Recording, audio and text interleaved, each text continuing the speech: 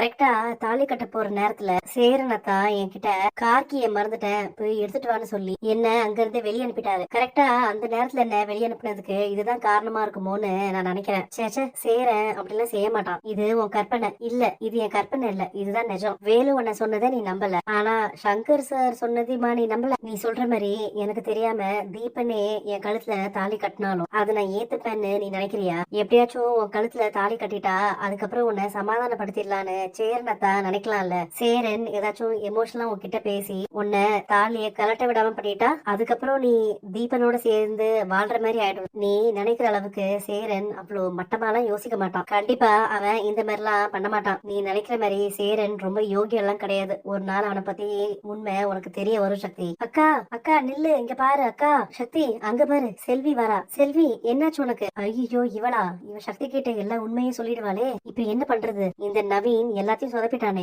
என்னாச்சு செல்வி, ஏன் அழுதுட்டு இருக்க? சொல்லு. நீ பெங்களூர்ல இருக்கிறதால சேருன்னு சொன்னா, நீ எப்படி இங்க வந்த? அக்கா நான் பெங்களூருக்கே போல. என்னது, நீ பெங்களூர்ல இல்லையா? அப்போ இவன் நாள் எங்க இருந்த? நான் எங்க இருந்தேன்னு எனக்கே தெரியலக்கா. நான் உன்கிட்ட ஒரு உண்மையை சொல்லணும்க்கா, என்ன மன்னிச்சிருங்கக்கா. நான் உனக்கு பெரிய துரோகம் பண்ணிட்டேன். தென்னரச கொலை பண்ணது வேலு மாமா இல்லக்கா. என்ன செல்வி சொல்ற?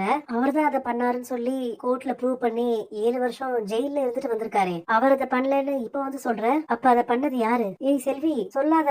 அது வேற யாரும் இல்லக்கா, நான் தான். என்ன சொல்ற செல்வி, நீதான் பண்ணியாத? அன்னைக்கு என்னாச்சுன்னு சொல்லு செல்வி. செல்வி என்னாச்சு? இங்க பாருமா, செல்வி சொல்றதுலாம் உண்மையா? அதுக்கு சான்ஸே இல்ல சக்தி. செல்விக்கு வேலு மேல பாசம் இருக்கிறதால இப்படி பொய் சொல்றான்னு நினைக்கிறேன். மச்சான், செல்வி எல்லாம் உண்மையை சொல்லிட்டா நாம என்ன பண்றது? அவ சொல்ற உண்மை எல்லாத்தையும் நாம பொய்ன்னு நிரூபிக்கணும். அத்தான், நீங்க செல்வி பெங்களூர்ல இருக்கிறதா தானே சொன்னீங்க, அவ எப்படி இங்க வந்தா? அதுதான் எனக்கும் தெரியல. நீங்க தானே டெய்லி செல்வி கிட்ட போன்ல பேசிட்டு இருக்கீங்க, தெரியலன்னு சொல்றீங்க. இத்தனை வருஷமா இத பத்தி எதுவும் சொல்லாதவ இப்ப எதுக்கு திடீர்னு சொல்லணும் இதெல்லாம்? அதான் எனக்கு ஒண்ணும் புரிய மாட்டேங்குது. செல்வி கண் முடிச்சு பேசினாதான் என்னன்னு தெரியும்.